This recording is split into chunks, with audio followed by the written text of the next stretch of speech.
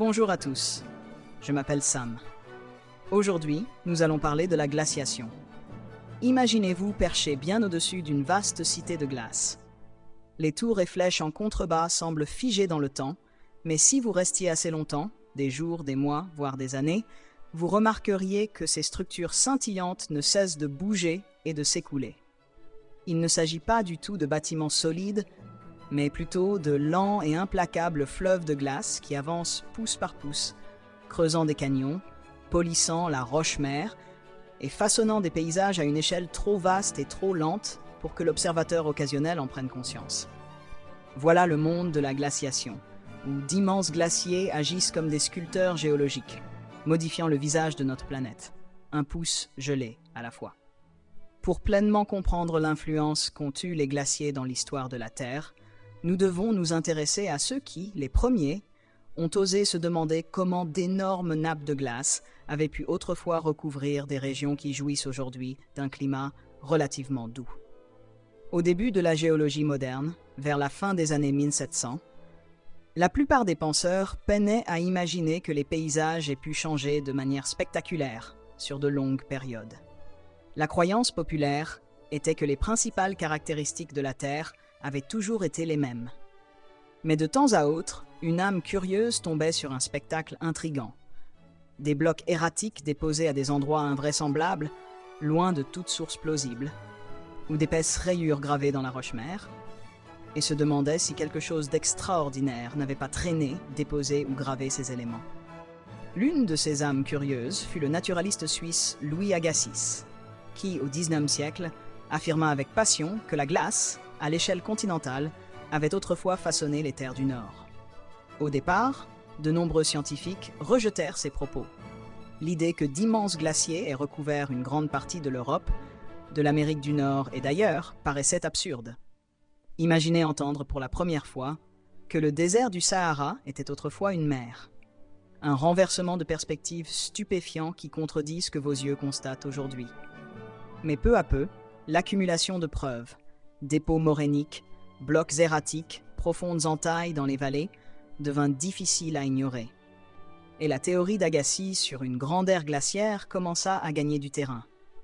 Pour comprendre comment se forment les glaciers, imaginez que vous laissiez tomber des pelles de neige moelleuse dans un récipient transparent.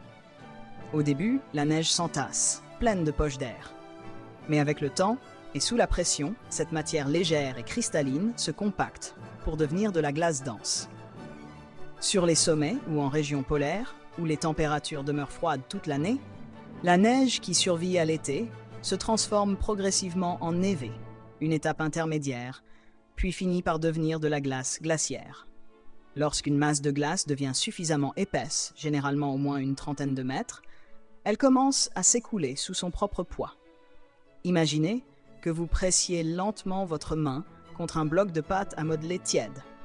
La pâte se déforme et s'échappe de la zone de pression, et les glaciers font quelque chose de très similaire, mais à une échelle colossale. Les glaciers ont façonné les cultures humaines presque autant qu'ils ont sculpté les paysages. Les premières communautés vivant dans des régions montagneuses ont dû apprendre à franchir des cols glacés et à gérer les crues saisonnières dues à la fonte. Dans l'Arctique, les peuples autochtones ont conçu des traîneaux, des kayaks et des vêtements spécialisés pour faire face à la glace glaciaire et à la banquise. Aujourd'hui encore, des millions de personnes dépendent de la fonte des glaciers pour leur eau douce, qu'il s'agisse du Gange alimenté par les glaciers de l'Himalaya ou des communautés sud-américaines en aval des Andes.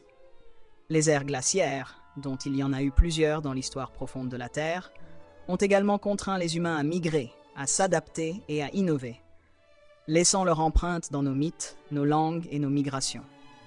L'une des découvertes clés qui a fait progresser notre compréhension de la glaciation est la notion de répétition des âges glaciaires. La Terre n'a pas été englacée une seule fois. À plusieurs reprises au cours des derniers millions d'années, les calottes glaciaires se sont étendues sur de vastes régions de l'hémisphère nord, se sont retirées, puis se sont à nouveau avancées. Les scientifiques l'ont compris en étudiant les roches au fond des océans, en analysant des bulles d'air anciens emprisonnés dans les carottes de glace polaire et en examinant la répartition des fossiles. C'est un peu comme un travail de détective. Chaque nouveau témoignage offre des indices sur le calendrier, l'étendue et les facteurs déclencheurs de ces périodes glaciaires.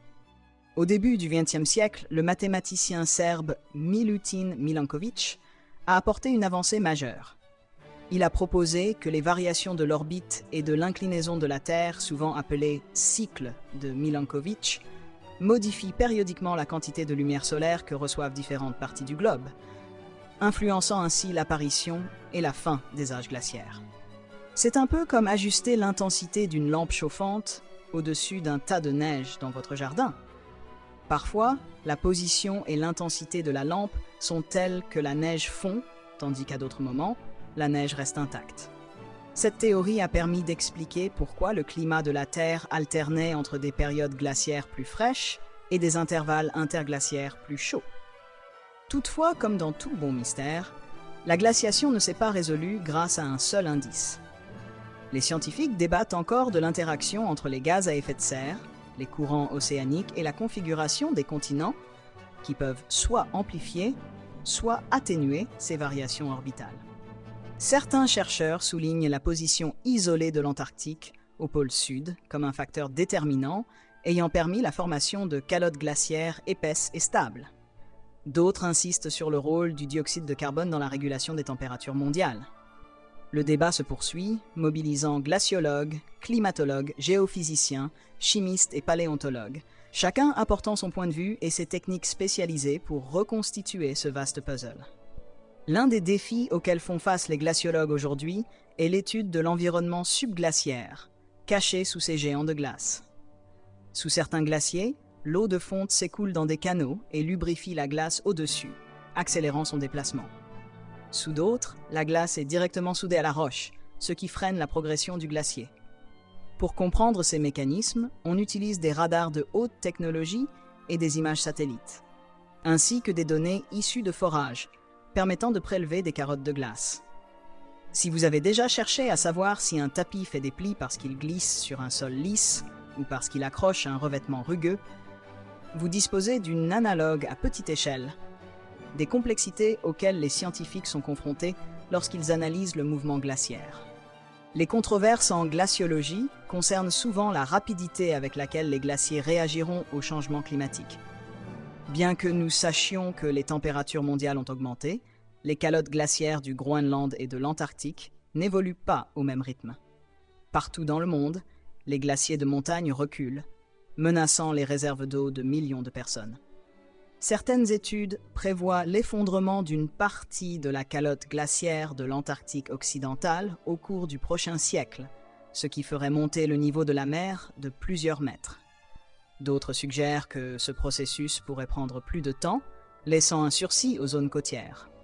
Les chercheurs publient des modèles concurrents, tentant chacun de peaufiner les hypothèses sur la dynamique des glaces, le réchauffement des océans et les rétroactions atmosphériques.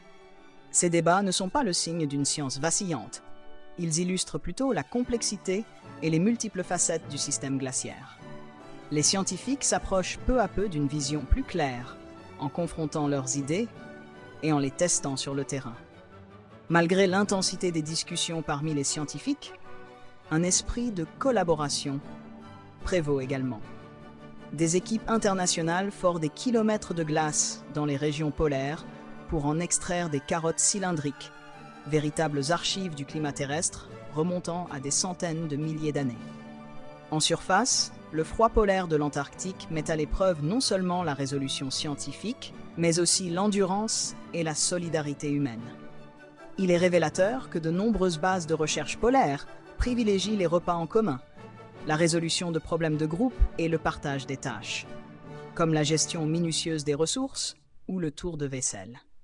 Dans ces environnements extrêmes, l'histoire humaine de la glaciologie devient tout aussi captivante que la science elle-même. Les chercheurs affrontent 24 heures d'obscurité en hiver, des vents hurlants et les risques d'engelure et d'isolement. Tout cela pour percer le passé gelé de la Terre et mieux comprendre son avenir potentiel. En dépit de plusieurs siècles d'études, la glaciation recèle encore bien des secrets. À quelle vitesse ces immenses calottes glaciaires peuvent-elles se disloquer en se jetant dans la mer? Quels lacs et quels écosystèmes microbiens cachés existent sous des kilomètres de glace en Antarctique? Comment les anciennes ères glaciaires ont-elles influencé l'évolution des plantes et des animaux? Et peut-être la plus grande question de toutes, comment les changements climatiques en cours modifieront-ils l'équilibre de la glace sur Terre et quelles en seront les conséquences pour le niveau des mers, les régimes météorologiques et l'écologie mondiale? Pour répondre à ces questions, on a recours à un mélange de technologies de pointe et d'un travail de détective à l'ancienne. Aujourd'hui, les satellites mesurent l'évolution de la masse des calottes glaciaires avec une précision étonnante, tandis que des drones et des véhicules autonomes sous-marins explorent les dessous des plateformes de glace flottantes. Pendant ce temps, des chercheurs épluchent des journaux de bord, des photographies et des croquis historiques, parfois vieux de plusieurs siècles, pour observer l'évolution des glaciers au fil de la mémoire humaine. C'est un peu comme dresser un arbre généalogique, où chaque lettre ancienne éclaire une branche manquante de l'histoire de nos ancêtres. Peut-être que la leçon la plus importante à tirer de l'étude de la glaciation est la prise de conscience de la lenteur et de la puissance des forces qui modèlent notre monde. Les glaciers se déplacent à des échelles de temps qui défient notre expérience quotidienne, mais ils peuvent graver l'empreinte de leur passage sur des continents entiers au fil de dizaines de milliers d'années. Leur présence implacable nous rappelle que la planète est en perpétuel changement, même si notre propre durée de vie est trop brève pour nous en apercevoir. Et bien que les glaciers symbolisent souvent l'immobilité stoïque, ils sont loin d'être inertes. Ils s'emploient à sculpter des vallées, à stocker de l'eau douce, à influencer les courants océaniques et à créer des habitats pour une multitude d'organismes spécialisés.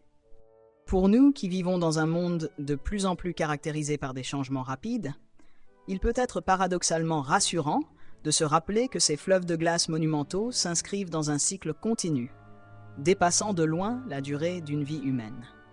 La glaciation est une histoire de transformation à grande échelle, une histoire que nous sommes encore en train d'apprendre à lire, à déchiffrer et à raconter. Chaque nouvelle découverte sur les royaumes glacés de notre planète a le pouvoir de bouleverser notre compréhension du passé terrestre et de nous guider vers des décisions plus éclairées pour l'avenir. Alors, la prochaine fois que vous vous retrouverez dans un paysage enneigé, prenez un instant pour imaginer la lente et régulière avancée d'un glacier ancien, creusant des montagnes, accumulant des moraines et déposant des blocs erratiques à des kilomètres de leur lieu d'origine. Ce mouvement tranquille mais imparable est le pouls d'un processus qui a laissé son empreinte sur des continents entiers, façonné des civilisations et continue de défier notre compréhension scientifique. C'est un rappel que bien que nous puissions considérer la Terre comme immuable sous nos pieds, notre planète est vivante, animée de mouvements cachés et de secrets glacés, nous invitant doucement à poursuivre nos questions et nos recherches dans cette saga glacée en perpétuelle évolution. Voilà qui conclut notre discussion d'aujourd'hui. On se retrouve dans le prochain épisode.